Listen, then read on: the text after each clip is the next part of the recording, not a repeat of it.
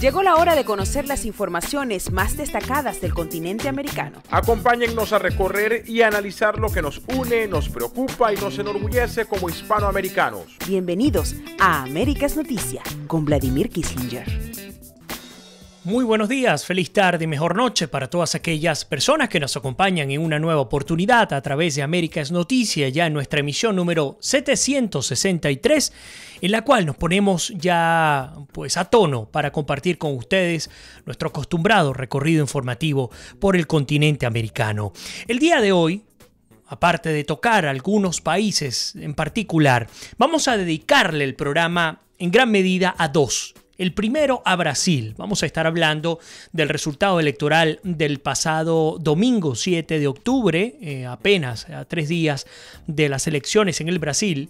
Y también, por supuesto, estaremos haciéndole el seguimiento al asesinato, el vil asesinato por parte del régimen venezolano a Fernando Albán. Ayer estuvimos hablando del concejal, estuvimos hablando... fue un programa muy fuerte, muy pesado, y quiero agradecerle a todos ustedes porque sé que de manera muy sentida me acompañaron y todos, independientemente de nuestro origen, tuvimos la oportunidad de procurar en este espacio una vía para no solamente drenar, sino también aportar ideas, aportar opiniones, construir al fin y al cabo un futuro, que es lo que estamos procurando todos, aquellos hombres y mujeres de buena fe. A ustedes, entonces, mi agradecimiento, y también por apoyarnos compartiendo este programa del día de hoy, el 763, e incorporando sus comentarios sobre la temática que vamos a estar discutiendo el día de hoy. Desde Alaska hasta la Patagonia, entérate de todo lo que pasa en nuestra América. Bueno, pues mucho que hablar sobre el resultado electoral en Brasil.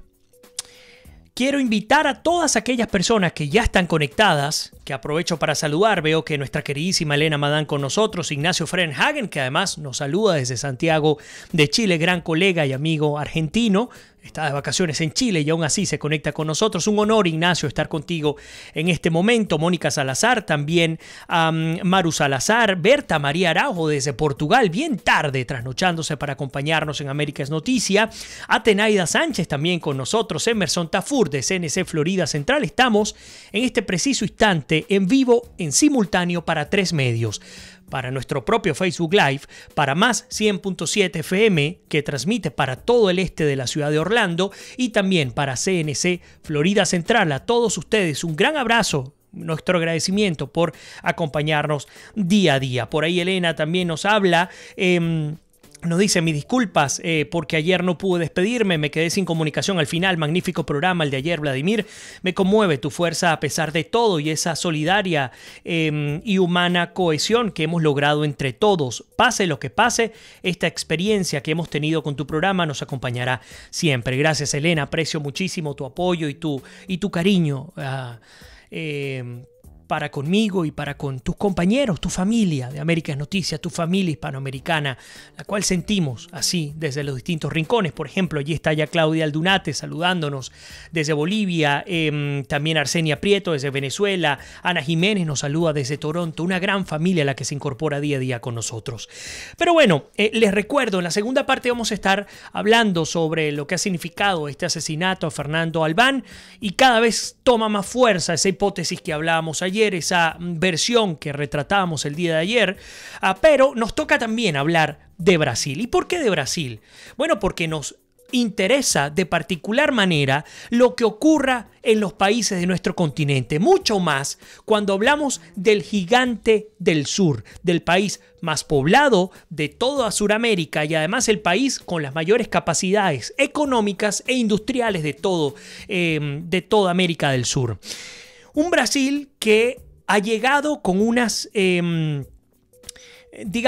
puntos de atención importantes desde el punto de vista social, desde el punto de vista de la lucha en contra de la corrupción y el restablecimiento de una política coherente con las instituciones.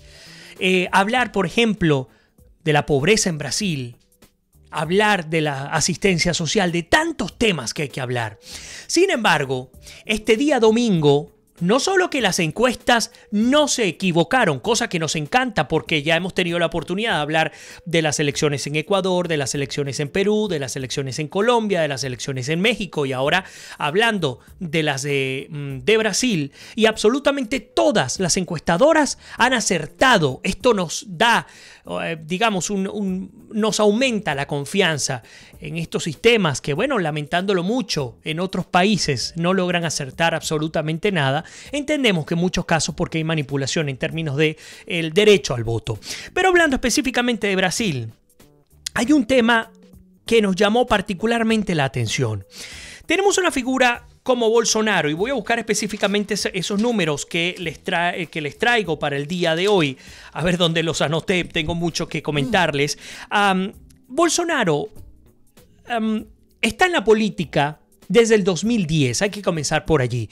En el 2010 se lanzó al Senado, finalmente llegó a ser diputado en el Brasil, es decir, ya tiene poco más de 7 años de experiencia en el campo político. Recordemos que él viene de ser capitán, finalmente se retiró, quedó en la reserva, siendo capitán retirado, se lanza para ser diputado del Brasil y solamente obtiene 120.000 votos en el 2010.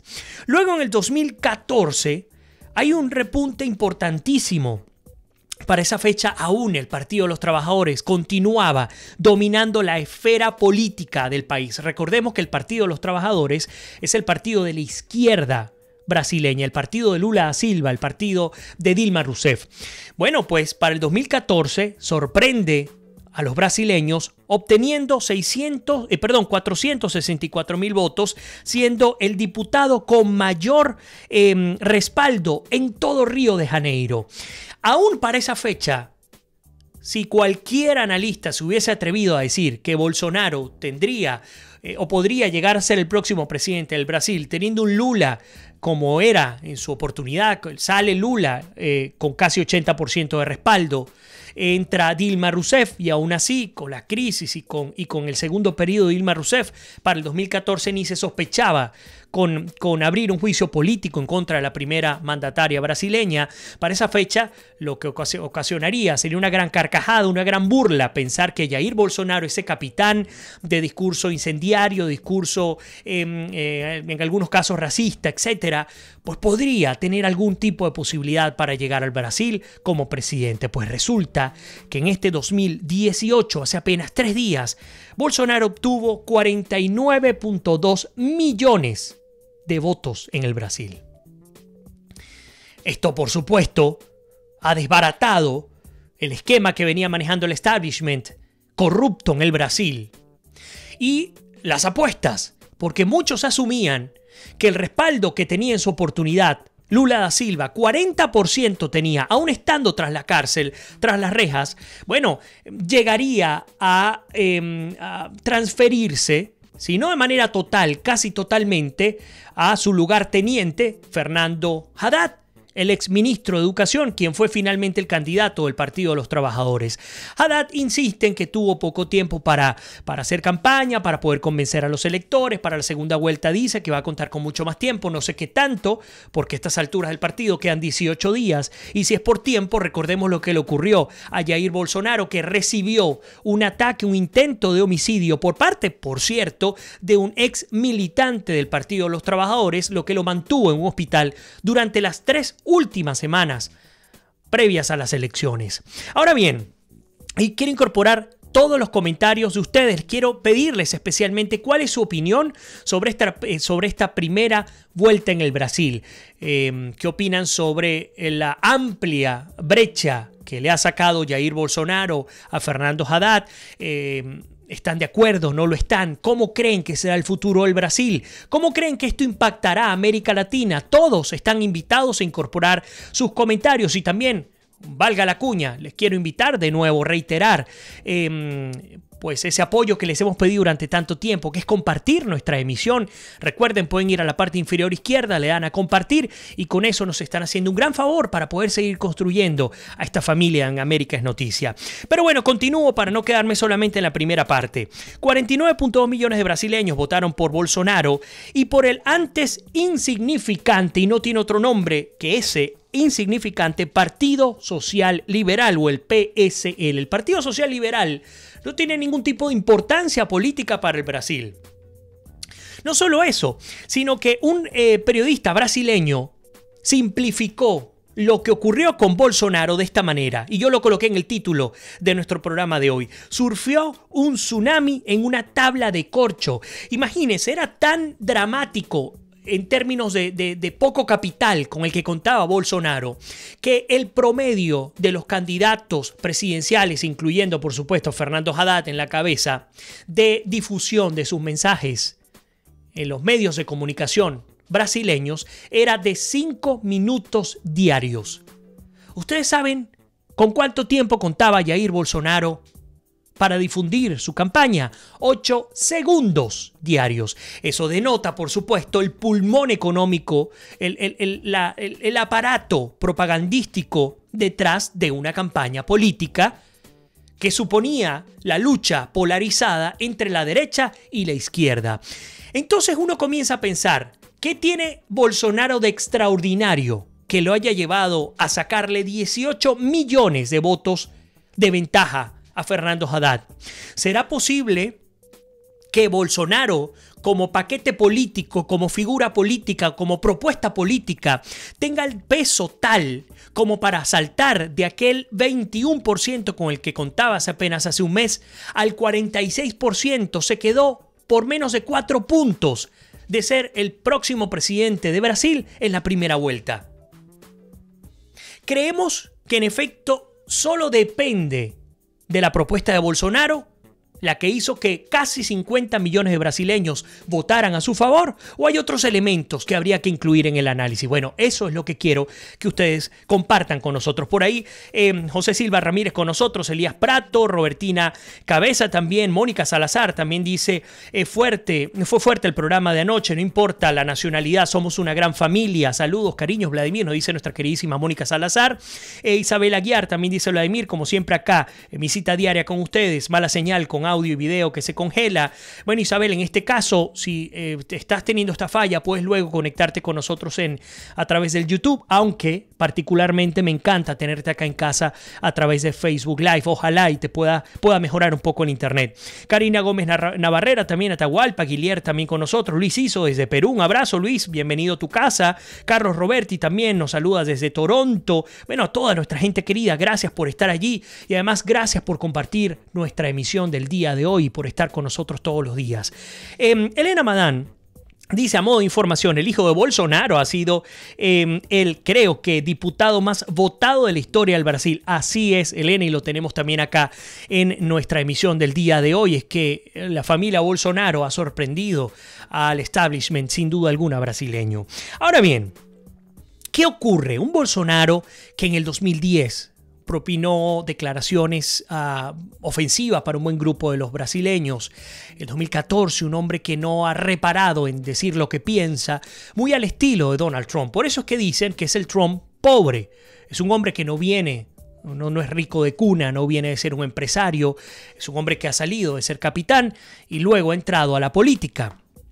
Sin embargo, en términos de cómo se expresa, en cómo dirime las diferencias y cómo se refiere a los adversarios, hace que se parezca muchísimo a Donald Trump.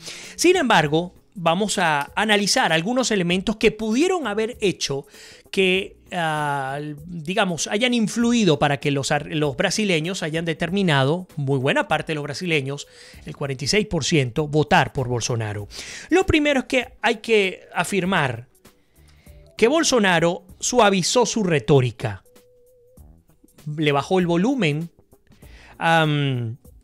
para procurar de alguna manera sonar más ecuánime, más conciliador, pero sin tener que irse al centro, que es lo que creemos que va a ocurrir en esta segunda vuelta, sobre todo con Fernando Haddad.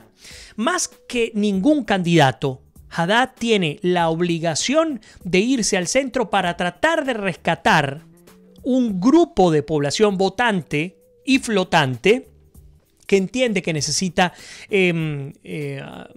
ejercer su derecho a través del voto útil. Además, no solamente un derecho, un deber, porque recordemos que en Brasil es un deber el voto. Entonces, pero Jair Bolsonaro, que es de quien estamos hablando el día de hoy, suavizó su retórica, pero no tuvo que irse al centro.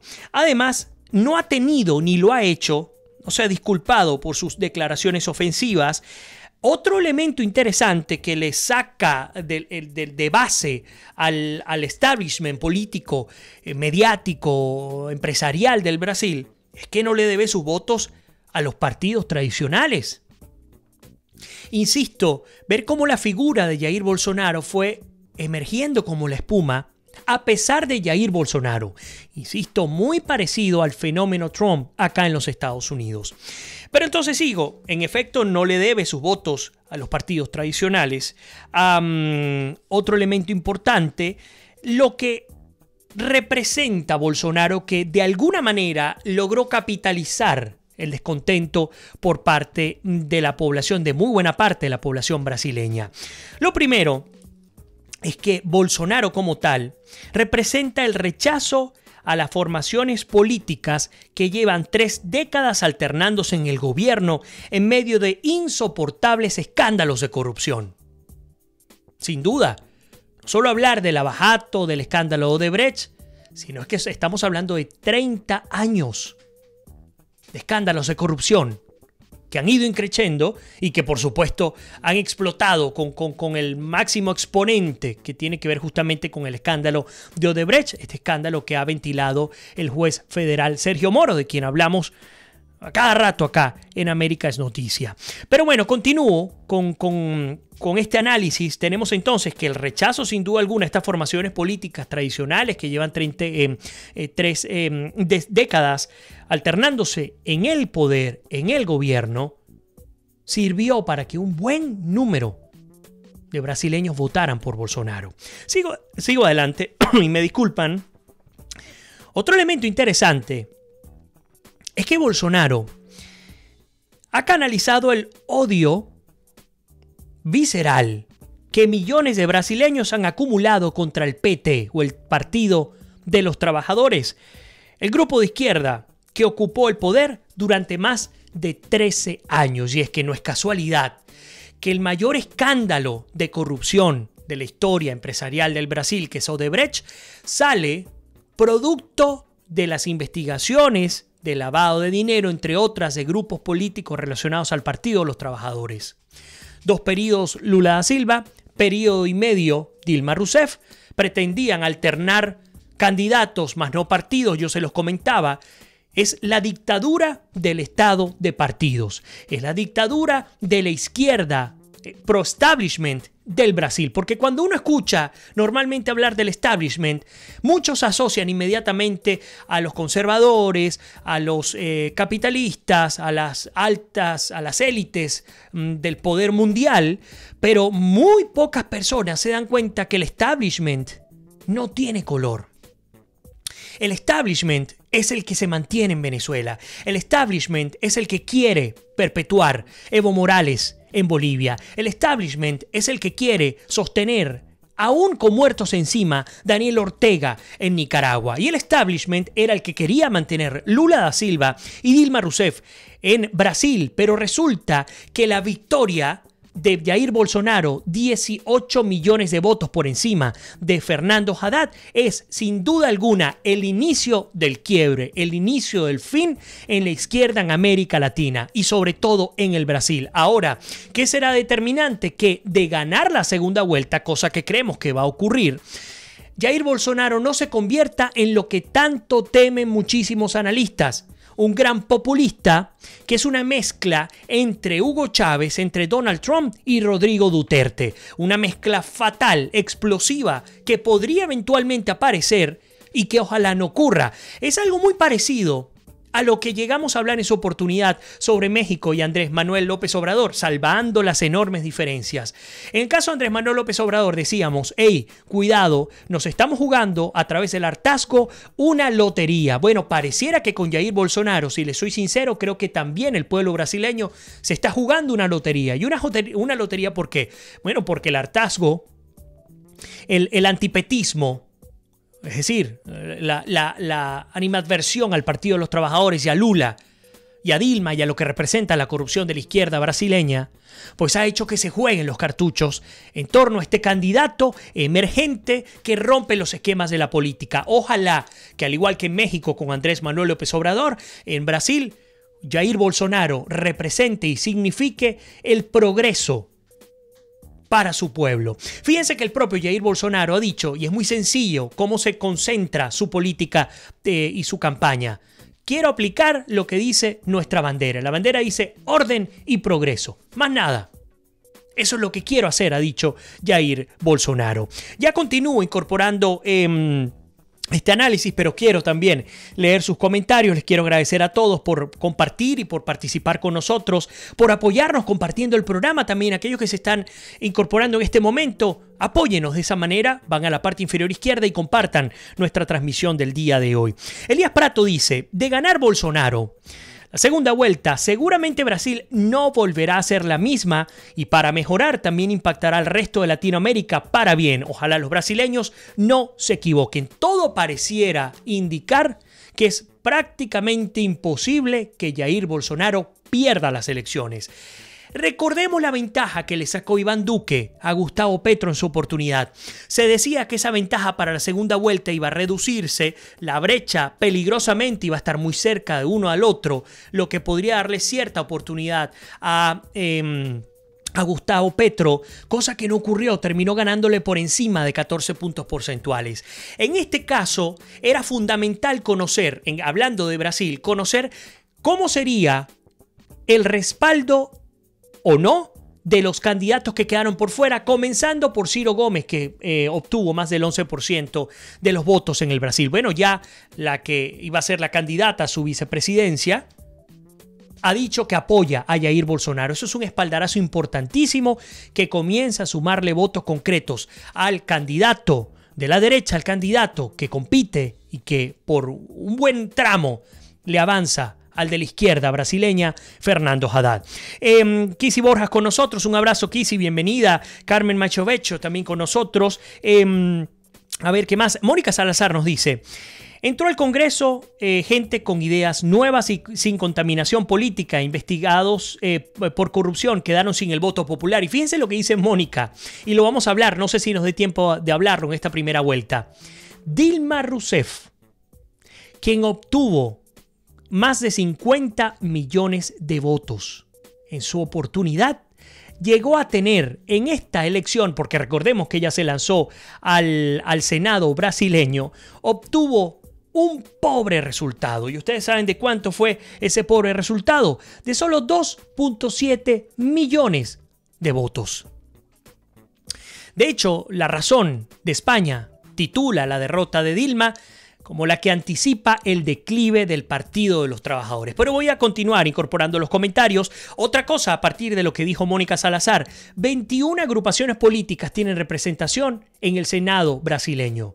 Es el de la historia legislativa en el Brasil, es digamos, la agrupación, la conformación de partidos más amplia, y qué bueno que sea así. Qué bueno que los políticos en el Brasil, ojalá dejando a un lado la corrupción, lo veo difícil de entrada, pero ojalá que esto pueda ocurrir, ya dejen de pensar en partidos y comiencen a pensar en el país, que es lo que realmente tienen que hacer. Pero bueno, Héctor Maita dice, insisto, los presidentes tienen que ser personas de buena posición económica, que solo aspiren al poder y no al dinero del pueblo, nos lo comenta nuestro querido Héctor Maita, que además nos acompaña desde bien lejos, desde Seúl, en Corea del Sur. Ignacio Frenhagen nos dice, Bolsonaro actúa como presidente electo. Debería de actuar todavía como candidato a presidente. Muy meritorio lo de Bolsonaro, tiene muchos medios en contra, pero ya se aseguró mayoría en el Congreso. Arsenia Prieto dice: la gente allá en Brasil está diciendo que prefieren a Bolsonaro como presidente a uno que sea ladrón. Ellos están pensando bien. Mientras tanto, Elena Madá nos comenta: ayer la señora Patricia Poleo entrevistó al hijo de Bolsonaro. Me pareció un hombre muy claro en sus opiniones y su posición con respecto a Venezuela. Sonia Gómez de Bausa, que le doy la bienvenida, también dice: mucho tuvo que ver el voto castigo, y aquí coincido ya de entrada con nuestra querida Sonia, el voto castigo contra el status quo y una respuesta contundente ante la corrupción y el caudillismo que durante más de una década buscaba beneficiar siempre a los mismos. Sonny Phillips con nosotros. Rosmary Sanzano también nos saluda desde Venezuela. Bienvenida, Rosmary, qué bueno que estás acá en tu casa. Elena Madán dice: tengo una muy buena amiga cubana en el Brasil y me explicó la preocupación general que hay en el país con respecto a un grande. Y por supuesto que yo no soy pesimista, pero quería compartir con ustedes este criterio. A ver, pues bienvenida como siempre. Elena Isabel Aguiar dice: de ganar Bolsonaro en la segunda vuelta, seguirá la caída del socialismo del siglo XXI en nuestro continente. Vamos a hacer una pequeña pausa, no se vayan, que al regreso leemos brevemente algunos puntos que nos quedaron pendientes sobre el Brasil y luego nos vamos a continuar con la denuncia internacional. La dictadura de Nicolás Maduro viraliza noticias falsas o fake news para despegarse de la muerte del preso político Fernando Albán. Ya regresamos con muchísimo más de América es Noticia en nuestra emisión número 763.